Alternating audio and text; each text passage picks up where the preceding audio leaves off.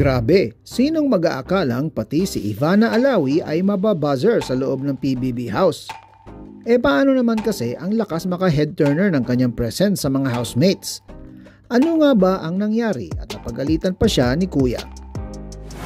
Magandang araw at welcome po mga kaibigan. Kung bago ka lang sa channel na ito ay maaari sana na mag-subscribe ka muna at i-click ang notification bell para ma-update ka sa ating mga video. Maraming salamat po.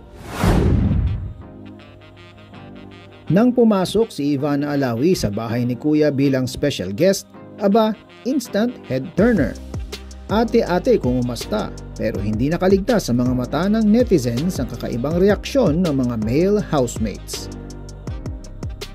Pati nga simpleng pag-aabot ng tubig ni Mavi Legaspi kay Ivana, binigyan ng mali siya ng mga viewers. Aba, may pa-special treatment daw? Paano naman kasi? Parang may tensyon sa pagitan nilang dalawa.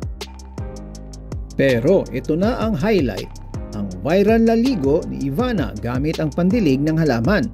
Aba, ang sexy actress walang kaabog-abog na naligo sa garden. Pero may problema. Bawal pala yon sa rules ni Kuya. At syempre, hindi ito pinalampas ni Big Brother.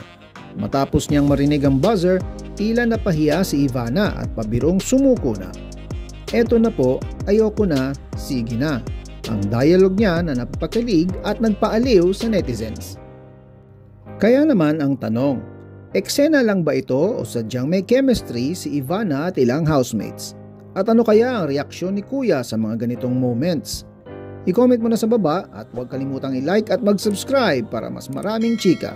Maraming salamat sa panonood at hanggang sa muli.